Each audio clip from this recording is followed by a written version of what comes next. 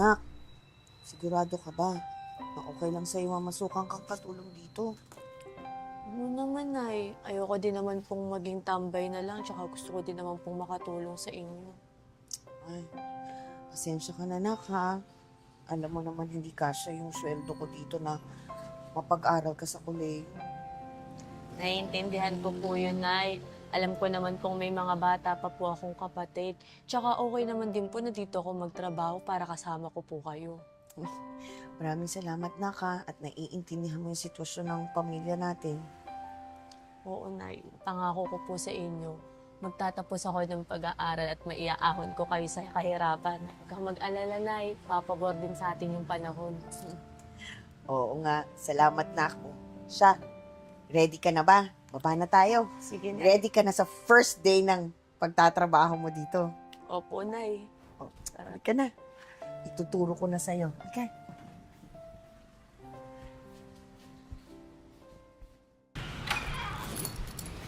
Ay, anak! Musta ka na pala? Nak, mga 2 linggo muna ako hindi makakauwi dito, ha?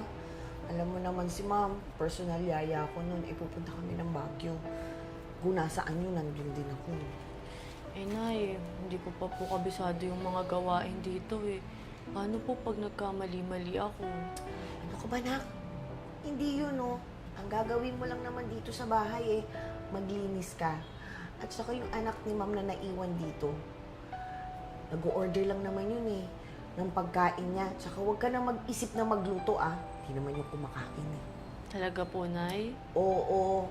At saka bihira naman din yung lumabas ng kwarto niya. Kaya huwag ka na mag-alala. Ang gagawin mo lang sa kanya, nak, gisingin mo siya tuwing umaga, ha? Kasi tulog mantika yun, Sige po, Nay. Ingat po kayo, ha? Sige, mag-ingat ka, nak. Bye-bye!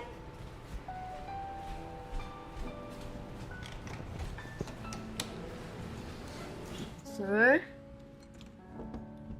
Sir?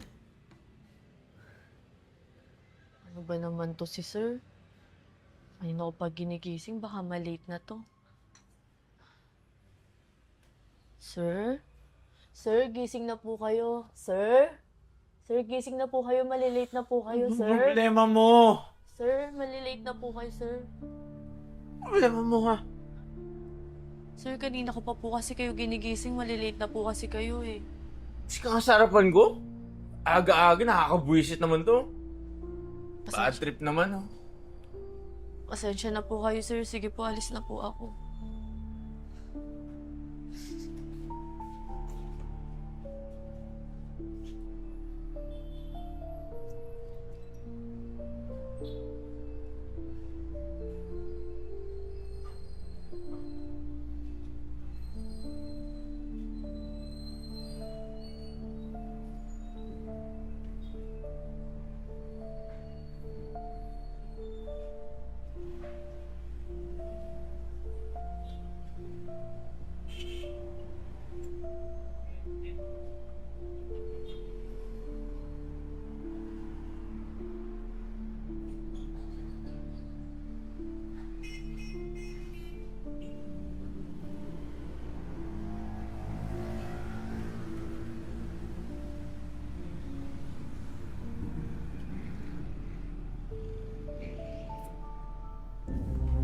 Sir, sir, ano pong kailangan nyo? May utos po ba kayo? Huwag kang maingay. Tahimik ka lang. Bakit po, sir? Hindi ka mo naman makaintindi. Sabi ko tahimik ka lang, di ba? May gagawin tayo. Ano pong gagawin? Basta... Relax ka lang dyan, ha? Subukan mo magsumbong kundi magiging kwento na lang ng nanay mo.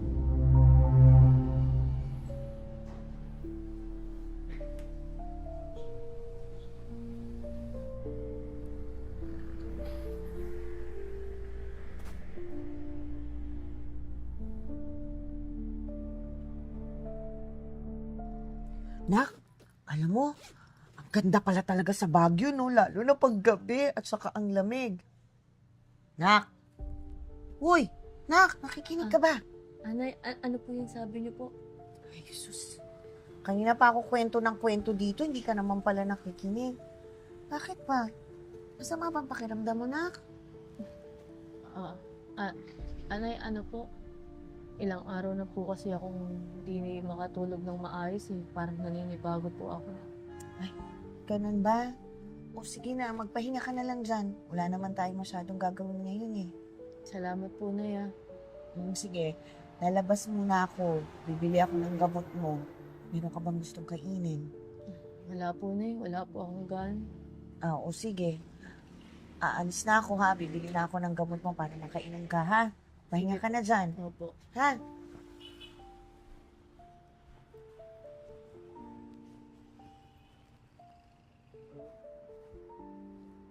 Gusto mo ba mag-aaral? Po? Ang sabi ko, gusto mo ba mag-aaral? Kasi kakausapin ko si Mami. Talaga po? Pero baka po kasi ano po sabihin ng mami niyo. Bakit? Di mo ba gusto? Gusto po. Yun naman pala eh. Pero may kapalit po. Sa tingin mo? Sige po, kahit po anong gusto niyo pong kapalit. Para lang po makapag-aral ako. Sige na, bumalik ka sa kusina. Tuloy mo na yung ginagawa mo.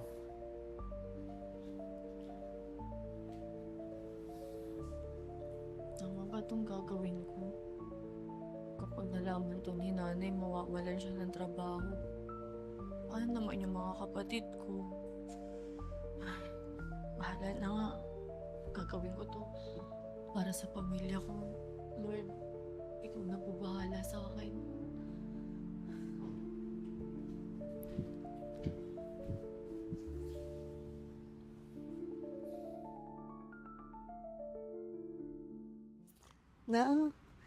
Nakagraduate ka na. Proud na ako sa'yo. Si nanay naman pinapaiyak pa ako. Bigyan mo na ang nanay. Hindi lang naman kasi ako makapaniwala na aalis na tayo dito sa bahay na to.